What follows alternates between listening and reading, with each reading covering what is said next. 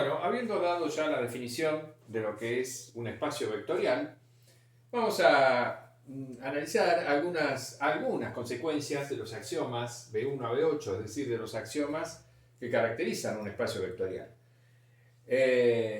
Comencemos hablando de la unicidad del vector nulo, a la cual ya mencionamos cuando dimos la definición de espacio vectorial. En el axioma B3 se dice que en todo espacio vectorial existe un vector, que lo indicamos de esta manera, un vector que es neutro para la suma de vectores, es decir, que x más este vector me da el vector x, cualquiera sea x. Y dijimos que este vector neutro para la suma necesariamente es único, y por eso se le llama el vector nulo. Bueno, para justificar la unicidad o para ver que realmente es único, ese vector nulo, o ese vector neutro para la suma, supongamos que tuviéramos dos neutros para la suma, el 0 y el 0 tilde, fueran dos vectores neutros para la suma. Si ocurriera eso, ¿qué pasaría? Bueno, el vector 0 tilde lo podría escribir como el vector 0 tilde más el vector 0, porque justamente estoy diciendo que este es un neutro para la suma.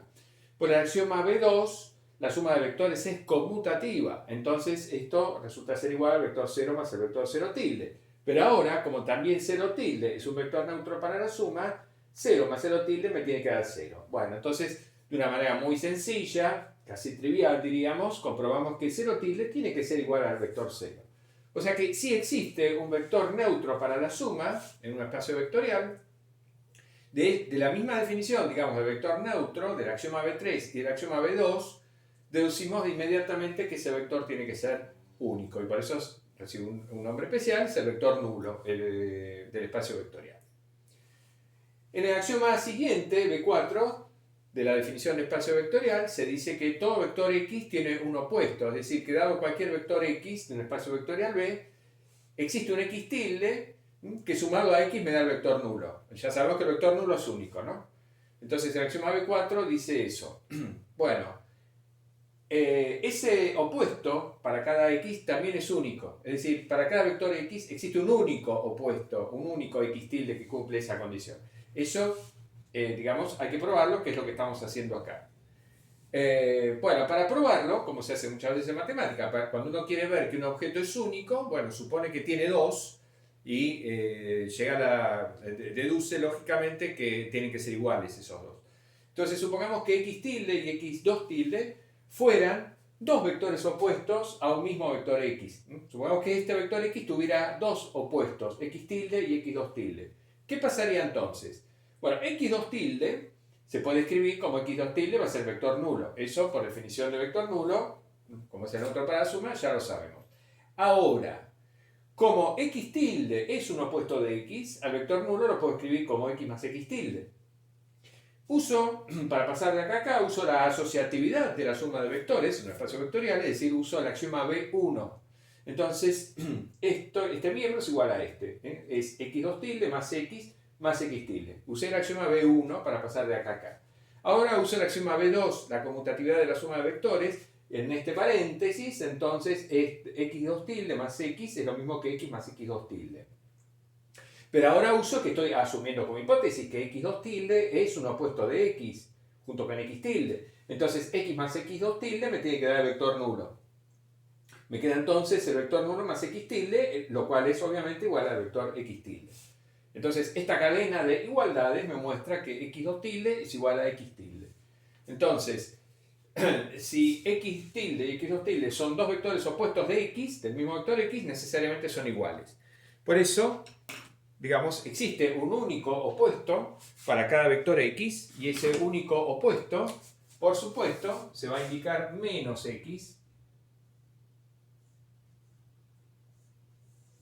¿no? Obviamente que el opuesto de cada vector x en un espacio vectorial se indica como menos x. Entonces, es el único vector para el cual se cumple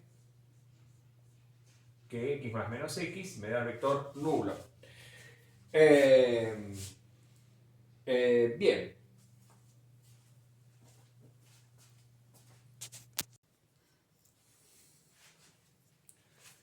Bien, entonces, esta es la notación, usual, por supuesto. Perdón, acá me equivoqué.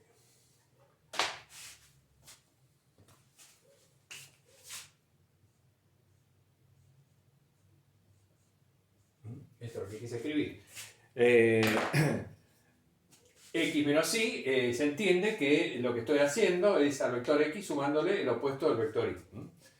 Bueno, más propiedades válidas en todo espacio vectorial, vamos a ver algunas más. La propiedad 3, que me dice, si yo multiplico por el número real 0 a un vector x, en el espacio vectorial yo puedo multiplicar cualquier vector por un número real. Entonces, si ese número real es el número 0, ¿qué pasa? Bueno, cuando multiplico por 0 cualquier vector x, eso me va a dar el vector nulo. Cualquiera sea el vector x del espacio vectorial. Eso, por supuesto, digamos, en el contexto familiar de los vectores geométricos o los vectores en Rn o las matrices o lo que sea, uno dice, sí, por supuesto, si yo multiplico por 0 un vector, me tiene que dar vector nulo. Bueno, perfecto, pero ahora hay que mostrar que está bien construida la definición de espacio vectorial y que esta propiedad realmente se deduce de los axiomas. Bueno, entonces, para probar esto, supongamos que multiplico por 0 un vector x, eso me tiene que dar un cierto vector y perteneciente al espacio vectorial, ¿de acuerdo? Bueno, supongamos que el vector y es 0 por x. ¿Qué pasa entonces? Bueno, el vector y entonces va a ser 0 por x, pero el número real 0 lo puedo escribir como 0 más 0, obviamente. Y ahora, para pasar de este miembro al siguiente, lo que utilizo es la propiedad distributiva de productos escalares por vectores respecto a la suma de escalares, que ese es el axioma B6, sí, el axioma B6 de espacio vectorial. Entonces, 0 más 0 por x es 0 por x más 0 por x, es decir, el vector y se escribe como y más y. ¿Qué pasa? Tengo un vector y en el espacio vectorial que es igual a la suma de él con el mismo. Entonces, lo que hago es sumar el opuesto del vector y a este miembro y a este. Entonces me queda que y más su opuesto tiene que ser igual a y más su opuesto. Bueno, acá no hace falta poner paréntesis, la suma de vectores ya sabemos que es asociativa por el axioma B1, precisamente. Bien, y más el opuesto de y me da el vector nulo. Entonces, y más el vector nulo me da y. Luego lo que me queda es que y más su opuesto me da el vector y. Pero y más su opuesto es, por supuesto, el vector nulo. Esto es el vector nulo. Entonces concluimos que el vector y es el vector nulo. Entonces, 0 por x necesariamente es el vector nulo. Bueno, de manera muy parecida se demuestra que si multiplico cualquier número real alfa por el vector nulo, eso me da el vector nulo. Alfa por el vector nulo me da el vector nulo para todo alfa real. Bueno, en efecto, razonamos de la misma manera, pero ahora vamos a utilizar la distributividad respecto de la suma de vectores. La distributividad de productos escalares por vectores respecto de la suma de vectores. Entonces, alfa por el vector nulo es alfa por el vector nulo más el vector nulo. Distribuyo. Y entonces tengo que este vector es igual a él, digamos, a él mismo con la suma del mismo. Por lo tanto, este vector, alfa por el vector nulo, me tiene que dar el vector nulo, necesariamente. ¿No? Razonamos como hicimos hoy. Es decir, a este le sumamos el opuesto del mismo y acá lo mismo, bueno, pues nos queda eso.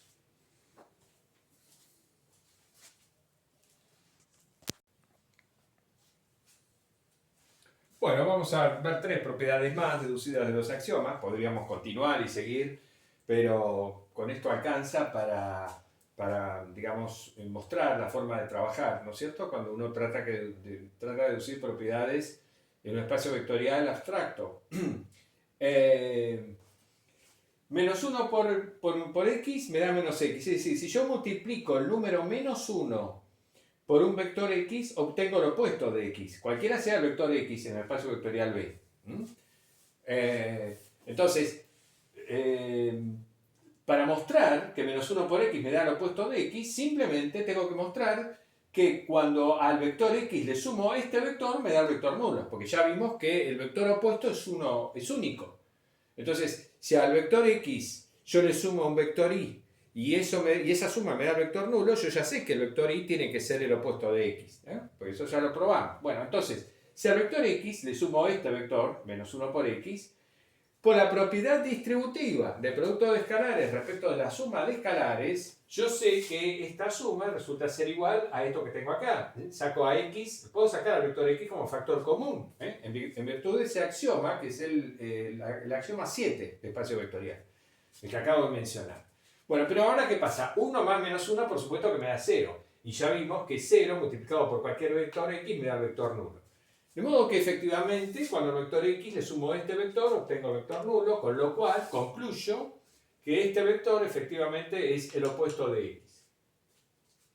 Bueno, la propiedad 6 que vamos a demostrar, tenemos estas dos igualdades. Acá alfa es cualquier número real, no lo pusimos, pero acá alfa representa cualquier número real. El opuesto de alfa multiplicado por x es igual a alfa multiplicado por el opuesto de x, y eso me da el opuesto de alfa por x. Bueno, entonces esta igualdad la dejo para que la demuestren ustedes como ejercicio, muy fácil. Vamos a demostrar esta igualdad, ¿eh? Es decir, que cuando multiplico un número alfa por el opuesto de un vector, obtengo el opuesto de alfa por ese vector. Bien, de vuelta, lo que tengo que hacer es, para mostrar que este vector es el opuesto de este, tengo que mostrar que si al vector alfa por x le sumo esto, le sumo este vector, me tiene que dar vector nulo. ¿Qué pasa? Si hago alfa por x más este vector, puedo usar la propiedad distributiva de producto de escalares por respecto de la suma de vectores. Entonces saco como factor común alfa acá. Y me queda x más menos x, es decir, x menos x, que es el vector nulo. Me queda alfa por el vector nulo y ya sabemos que eso nos da el vector nulo, lo vimos antes. Con lo cual, este vector es el opuesto de este, como dice acá. Llegamos a esa conclusión. Usamos acá el axioma 7 y acá usamos el 6, correcto. Bueno, para finalizar digamos, reconto de propiedades básicas deducidas de los axiomas, mostremos que vale esta propiedad. Si yo multiplico, si alfa por un vector x me da el vector nulo, entonces o bien alfa es el número 0 o bien x es el vector nulo. Dicho en otras palabras, si yo multiplico un número real distinto de 0 por un vector que no es el vector nulo, eso no me puede dar nunca el vector nulo. ¿Ah? Bien, si este producto es 0, entonces o alfa es 0 o bien el vector x es 0. Es el vector nulo. Bueno, en efecto, supongamos que efectivamente alfa por el vector x me da el vector nulo y que alfa fuera distinto de 0. Supongamos que alfa es distinto de 0. Bueno, si alfa es distinto de 0, yo puedo multiplicar ambos miembros de esta ecuación por el inverso multiplicativo de alfa. Alfa es un número real distinto de 0, multiplico todo por 1 sobre alfa o por alfa a la menos 1. Bueno, hago eso. Entonces, multiplico de este lado por alfa a la menos 1, multiplico de este lado por alfa a la menos 1. Ya sabemos que al multiplicar cualquier número real por el vector nulo, obtenemos el vector nulo. Eso ya lo sabemos. Por otro lado, en este miembro, como el producto de escalares por vectores es asociativo, por el axioma 5 de espacio vectorial, este triple producto que tenemos acá lo podemos asociar de esta manera. Me queda alfa a la menos 1 por alfa por x. Bueno, pero alfa a la menos 1 por alfa es 1, es el número real 1. Y el axioma 8, acá usamos el axioma 8, me dice que 1 por x es igual a x. Fíjense, digamos, el axioma 8 hay que ponerlo en la definición de espacio vectorial. No se puede deducir de los otros, por más que parezca algo trivial o redundante, no es redundante, digamos, en la definición de espacio vectorial. El hecho de que 1 por cualquier vector x me dé el vector x, eso es algo que debe estar consignado como un axioma más. De hecho, no podríamos llegar a esta conclusión si no fuera porque hemos incluido ese axioma.